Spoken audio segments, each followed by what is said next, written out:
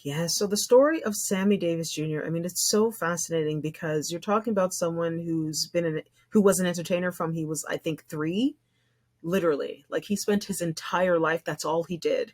And I know one of his biggest regrets is that he never got an education, not even high school.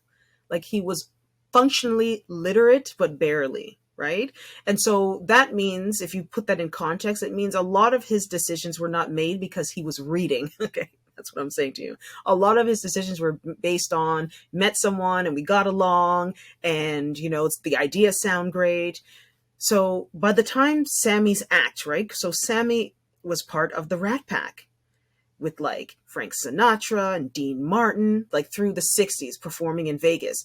He was the sole black guy, literally. And sometimes he couldn't even stay at the hotel. He was staying somewhere else. And so he kind of had this image that he cultivated through the 50s and 60s as being the black buddy, again, akin to Uncle Tom. He was the buddy. Well, by the time you get into the late 60s, obviously America is changing. You have police, you have brutality, the civil rights movement, the Black Panther movement. The idea of black maleness is changing.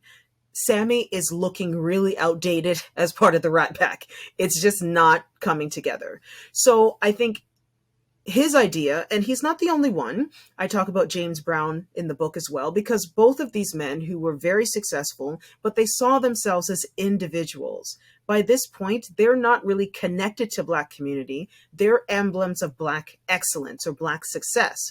So capitalism, or the idea of how to grow sort of your personal wealth through capitalism, is very attractive to many African Americans at this time. It's not to say that they necessarily believed in republicanism, like writ large, but they definitely believed in individual achievement of wealth. And Sammy Davis Jr. just drank that Kool-Aid that Nixon was dishing out in the late 60s. And he sort of was thinking that this is the way forward. The way to fix the ills of Black community is through investments through capital. And that was Nixon's Black capitalism plan. Oh, you would just invest in Black community and give them opportunities. Problem is, those opportunities were not grants and awards. Those opportunities were loans. So what Nixon's plan actually created was a kind of new indenture where Black communities were taking out loans to build businesses, but then the businesses might not have done well, and then they couldn't pay back the loan, and then they lose the business, then they might lose the house. So it actually created more problems, because at the root of the issue, and why I talk about Black capitalism, especially Nixon and that moment in the book, is because in the post-civil rights 70s, most people don't really remember this, but one of the impetuses for the civil rights movement and all the acts, all the policies that got changed in the 60s, the Civil Rights Act of 1965, the Voting Rights Act, all of those changes, right? They were government changes, federal changes that were for everyone.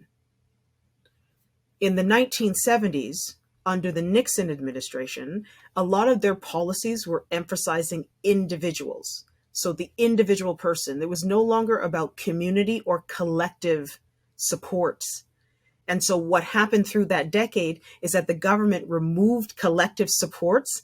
Social assistance got cut, sort of public works got cut, all the public funding that would help to support communities got cut. And instead, there was this hyper emphasis on building your own, being a business owner. And obviously, if you are a historically disenfranchised community, you actually need both to work in tandem. You need government support and opportunities for individual wealth accumulation. You can't just have individual wealth as your focus. And that's what happened. Sammy was part of the ad campaign to pitch that to Black America. And it obviously, as we now know, grossly failed, and is pretty much the root cause of a lot of the issues that you see in terms of wealth disparity in America today.